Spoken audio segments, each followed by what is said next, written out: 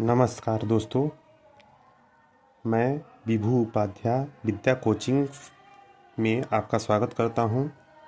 BPSC TRE 4 में NCERT पर आधारित प्रश्न जो कि माननीय अतुल प्रसाद जी के द्वारा बोला गया है कि एनसीईआरटी और एससीईआरटी पर आधारित प्रश्न होंगे।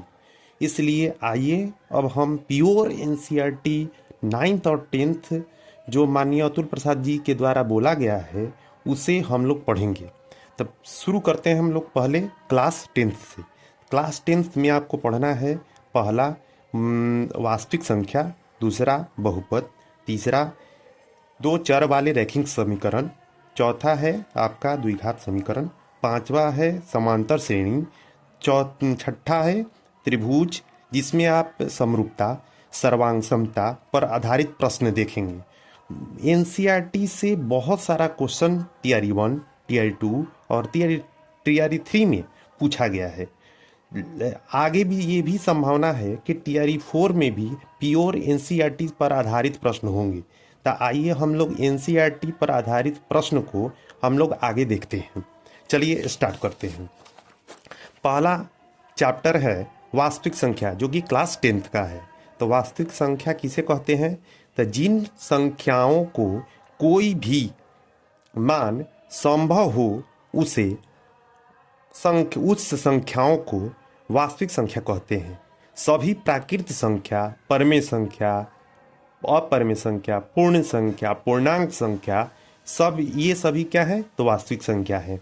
वास्तविक संख्या में देखिए 1, 2, 3, 0, -1, -2, -3, 22/7, 3/4 और 3.14 आदि या इत्यादि आते हैं। √2 भी अपर में संख्या है, ये भी वास्तविक संख्या में आएगा। पाई भी क्या है? अपर में संख्या, ये भी वास्तविक संख्या में आएगा। तो ये हुआ वास्तविक संख्या का कुछ परिभाषा। अब आइए दूसरा इम्पोर्टेंट क्वेश्चन है कि यूक्लिड विभाजन प्रमेयिका वास्तविक संख्या के अंतर्गत यूक्लिड विभाजन प्रमेयिका में इसका फॉर्मूला पूछा जाता है जो कि होता है ए बराबर बी क्यू प्लस आर। ए बराबर बी क्यू प्लस आर। ए को कहते हैं भाज्य, बी को कहते हैं भाजक, क्यू को कहते हैं भागफल, आर को कहते हैं शेषफल। इसको ये क्वेश्चन जो है इस जहाँ 0 < आर b होता है। तो आइए इस पे आधारित कुछ प्रश्न भी हम लोग देखेंगे। आगे है, चलिए शुरू करते हैं। पहला है भाज्य संख्या। तो वैसी संख्या जिसका 2 से अधिक गुणनखंड हो उसे भाज्य संख्या कहते हैं। जैसे 4, 6, 8, 9, 10। सबसे छोटी भाज्य संख्या 4 होती है। सबसे छोटी विषम भाज्य संख्या 9 होती है। आइए अभाज्य संख्या के बारे में सुनिए। अभाज्य संख्या वैसी संख्या जिसका केवल 2 गुणनखंड हो उसे अभाज्य संख्या कहते हैं। जैसे 2, 3, 5, 7, 11, 13 ... आगे तक भी ये चलता जाएगा। सबसे छोटी अभाज्य संख्या कौन है? तो 2 है। सबसे छोटी अभाज्य संख्या आपको पूछेगा तो कौन है? तो 2 है। सबसे छोटी और एकमात्र सम अभाज्य संख्या कौन है? तो 2 है। लगातार 3 विषम अभाज्य संख्या आपसे पूछेगा तो कौन है भाई? तो 3, 5, 7 होती है। ठीक है, आगे बढ़ते हैं। 1 से 10 तक अभाज्य संख्या कौन कौन होती है? तो 2, 3, 5, 7। कितनी अभाज्य संख्या हो गई? 4। 10 से 20 तक अभाज्य संख्या कौन कौन होती है? तो 11, 13, 17, 19 ये भी 4 होती है। 20 से 30 तक अभाज्य संख्या कौन कौन होती है? तो याद रखना है 23, 29, 2 इसमें भी 2 अभाज्य संख्या होती है। 30 से 40 में कितनी? 2, 31 और 37। 40 से 50 तक में कितनी? तो 3। तो याद रखना है 41, 43 और 47। 50 से 60 तक अभाज्य संख्या कौन कौन होती है? तो 2 होती है। इसमें कौन कौन? तो 53 और 59। 60 से 70 में कौन कौन अभाज्य संख्या होती है? तो 2 होती है। कितना? 61 और 67। 70 से 80 अभाज्य संख्या में कौन कौन होती है? तो 3 होती है। 71, 73 और 79। आगे 80 से 90 तक में अभाज्य संख्या कितनी होती है? तो 2 होती है। 83 और 89। 90 से 100 तक अभाज्य संख्या कितनी होती है? तो 1 होती है। वो सिर्फ कितनी होती है? तो 97। तो आइए ट्रिक के माध्यम से हम लोग आभास संख्या के बारे में याद रखें, क्योंकि आभास संख्या पर आधारित प्रश्न कॉम्पिटिटिव एग्जाम में पूछे ही जाते हैं। इसलिए टीआरई 4 में विशेष कर इस पर ध्यान देना जरूरी है, क्योंकि इसमें आपको आभास संख्या पर आधारित आपको प्रश्न पूछे ही जा सकते हैं, इसलिए ध्यान देना है दोस्तों। चलिए ट्रिक याद रखिएगा। मोबाइल नंबर है 10 डिजिट का मोबाइल नंबर होता है। जैसे याद रखना है 44 22 3, 44 22 3, 22 3 और 21, 44 22 3, 22 3 21, 44 4 4 2 2 3 2 2 3 2 1, ऐसे याद कीजिए।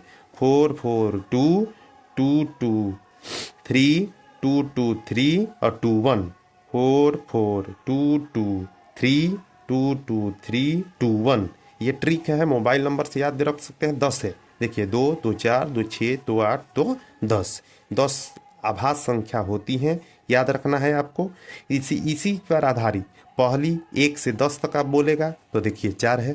तो देखिए यहाँ भी 4 हम लिखे हुए हैं, पहले से हम लोग यहाँ पर लिखे हुए हैं 4। 10 से 20 तक कितनी होती है? तो 4 होती है। तो देखिए यहाँ ट्रिक में भी लिखा है 4, याद रखना है। तो कैसे याद करेंगे ट्रिक? तो 4 4 2 2 3 2 2 3 2 1, याद रखिएगा आप लोग। चलिए अब आइए इस पे आधारित कुछ प्रश्न किया जाए। चलिए 1 से 20 तक आभास संख्या कितनी होती है? तो 1 से 20 तक याद रखने के लिए ये ट्रिक आप लोग याद रखिए। तो देखिए 1 से 20 तक, तो पहला 10 तक 4 होता है, दूसरा 10 तक भी 4 होता है। तो 4 4 जोड़ेंगे तो कितना हो जाएगा? 8। आगे क्वेश्चन देखा जाए।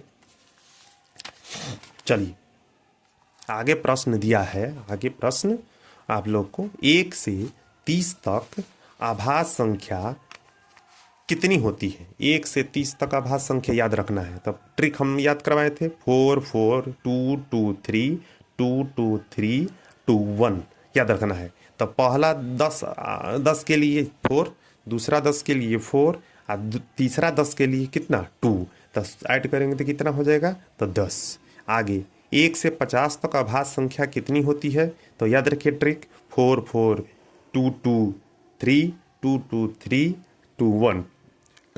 देखिए पहला 10 में 10 में 4, दूसरा 10 में 4, तीसरा 10 में 2, चौथा 10 में 2, पांचवा 10 में 3, सबको ऐड करेंगे तो कितना? 25। इसी तरह से हम लोग या तो रख सकते हैं कि 1 से 80 तक में कितनी आभास संख्या होती है, तो उसी ट्रिक पर बैठा के हम लोग आगे इसको लिख सकते हैं। तो कितनी हो जाएगी? 22।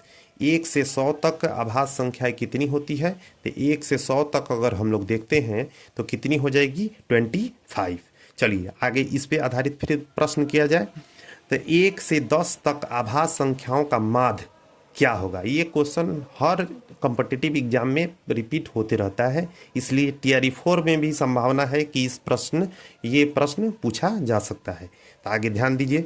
1 से 10 तक आभास संख्याएं 2 3 5 7 होती है। तो इसका माध्य क्या हो जाएगा? तो माध्य को ही हम लोग औसत बोलते हैं, माध्य को ही हम लोग औसत बोलते हैं। इसलिए सबको ऐड करके औसत का फॉर्मूला होता है कि अंकों का योग बटा अंकों की संख्या। तो 2 3 5 7 बटा में कितना? 4। 4 संख्या है तो 4 से डिवाइड कर देंगे, ऐड करेंगे, जोड़ेंगे तो कितना हो जाएगा? तो 17 17 बाई 4, 4 से भाग देंगे तो 4.24 हो जाएगा। आगे प्रश्न देखा जाए। 1 से 30 तक आभास संख्याओं का माध्य क्या होगा? तो 1 से 30 तक पहले आभास संख्या कौन कौन होती है? तो 2 3 5 7 11 13 17 19 23 और 29। तो आगे ध्यान दिया जाए, माध्य इसका निकालेंगे तो माध्य मतलब औसत होता है। औसत का फॉर्मूला होता है अंकों का योग बटा अंकों की संख्या। चलिए तो अंकों कितना अंक दिया है? 10। तो सबको ऐड किया जाए तो 2 3 5 7 11 13 17 19 23 29 सबको ऐड किया जाएगा तो कितना आ जाएगा? तो 129। संख्या कितनी है? तो 10। तो 129 में 10 से डिवाइड करेंगे तो कितना आ जाएगा? 12.9। बस आज इतना ही, आगे कल देखा जाएगा। Thank you very